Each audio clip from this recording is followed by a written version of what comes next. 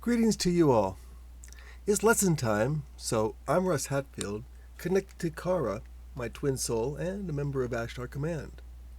This next lesson is presented by Omal, channeling through Mark Crocker, and here we look at one of the core tenets of Ashtar Command that they hold sacred, we call the Prime Directive of Ashtar Command.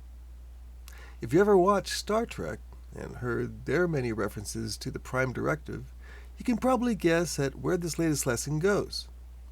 We go behind the scenes to the motivation on why abductions by the Greys are still allowed to happen.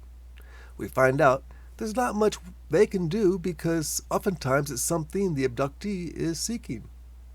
You can follow our online transcript at the link below of our homepage, centerforascension.org. Please subscribe if you want at the end of this lesson to be alerted to future challenge sessions, editorials from Kara and myself, and lessons from the Center for Ascension. And now, the Prime Directive of Ashtar Command. Greetings and felicitations. You rang. Greetings, Omal. You did, in fact. Okay, let us proceed. This is the tale of two, what was the Suburbans. Tale of two Suburbans. Yes, Now, are we being a little bit overcautious here? I believe so. I think they're just vacationing folks that come out Yes. on the weekend.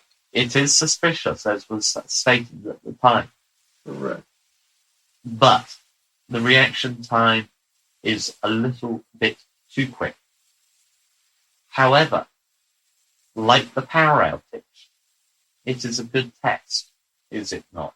It is. Well, what interested me was the fact that we hadn't been really looking or paying attention that direction until just all of a sudden it's like, well, wait a minute, maybe it might be a good idea to check.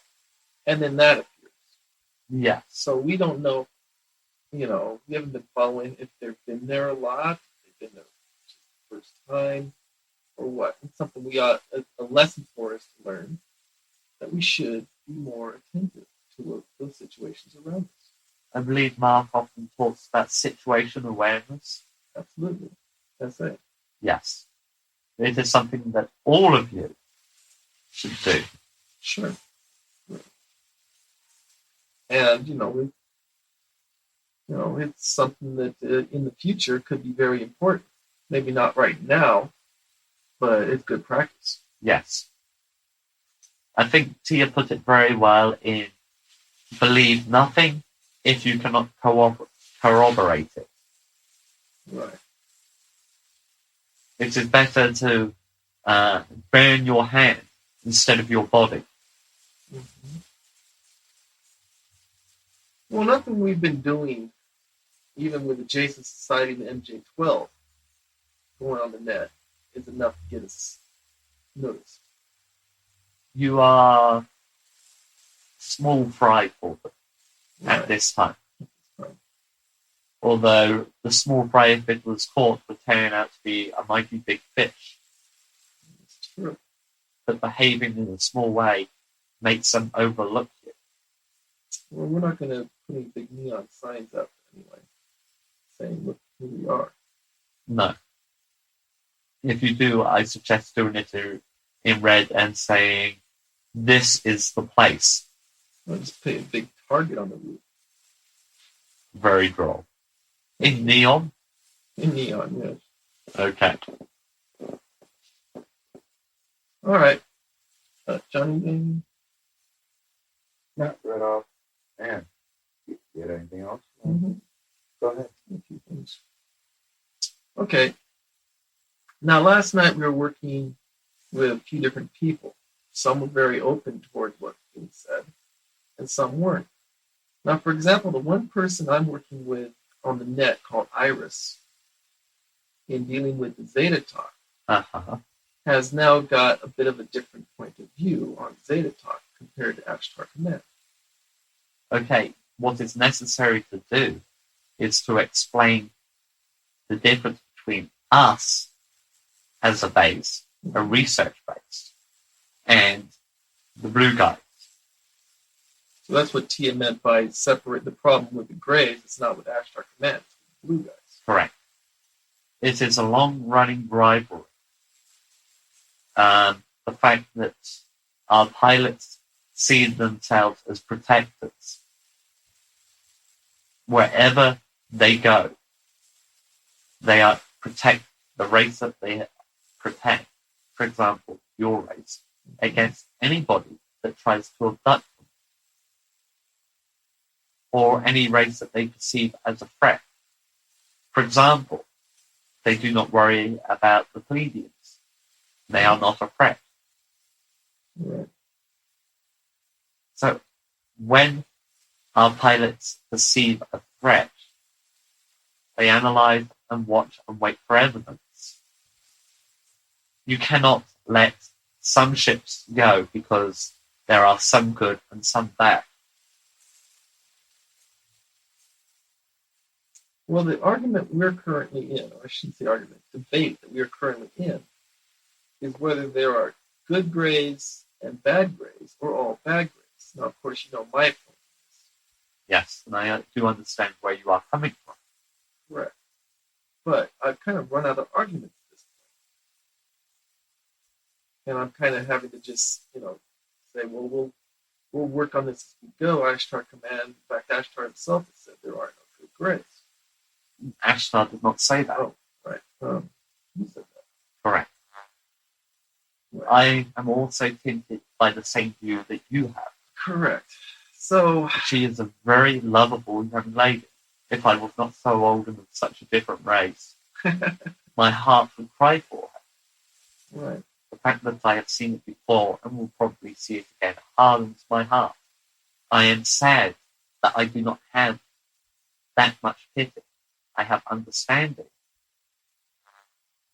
and compassion, but the pity is no longer there. It has been taken out of me. That is why I am so hard on the Greys, due to the fact that they have taken my pity away. Right. But is it possible we're both looking at this in a very biased opinion? Or do we have facts that we can back it up with? I would not say looking at it possibly from a biased point of view. We are biased. I agree. But we also have the facts. Okay. And that's why I need to look closer into this. Okay, cattle mutilations. All right. Is that a bad thing or is it necessary? Define necessary. For their survival? No, there are other ways of getting that kind of information. Okay. You do not have to dissect and remove sexual organs from cattle. Yeah, that's what you've heard, though. So that's why I have to look at it from that point of view. All right. Human abductions. Are they necessary or just experiments that could be done by other means and more effective means? For example, if you had a hologram of a person, could you do the same experiments without having to use a real person? Yes, very much so. Even your technology can do that. Why are they so advanced just so far behind it? Because they have reached a point now where they have said, okay, we have done enough with the computer models. Let's see how it actually reacts to all the environmental factors. So it means they are maintaining surveillance of their past experiments. Correct.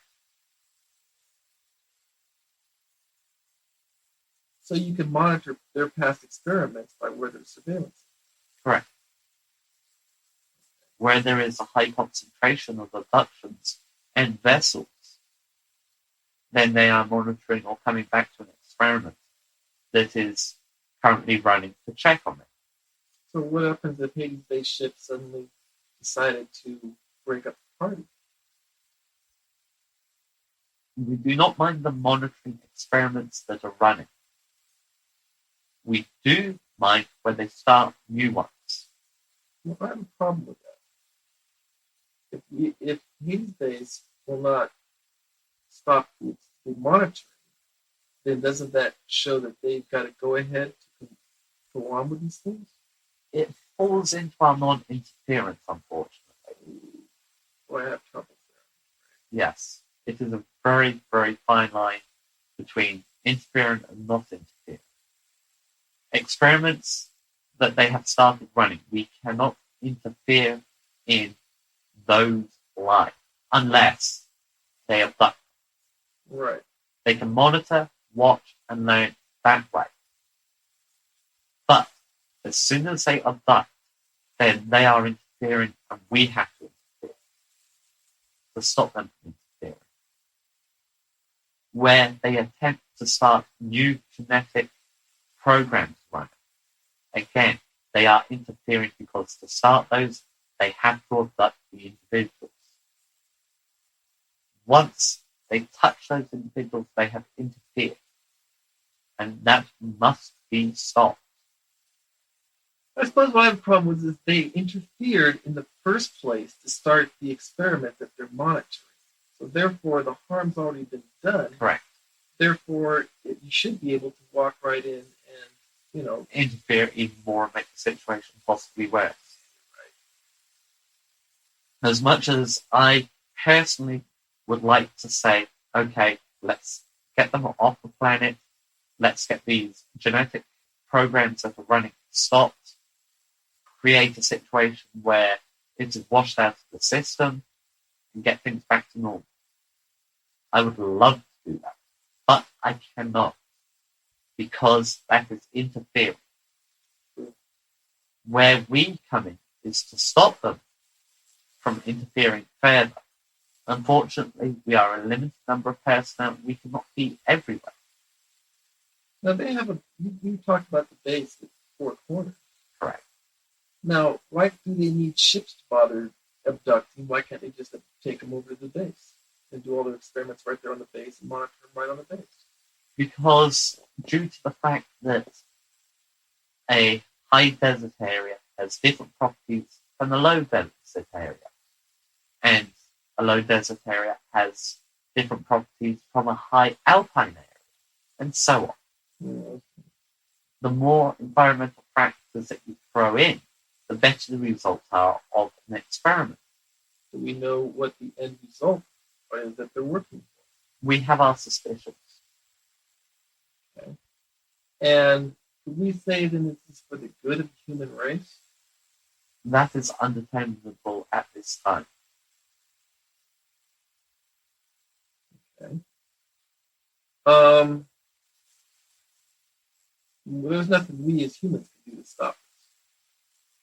No, not really. As much as one would like to think otherwise. Well, yeah, we would like to think otherwise.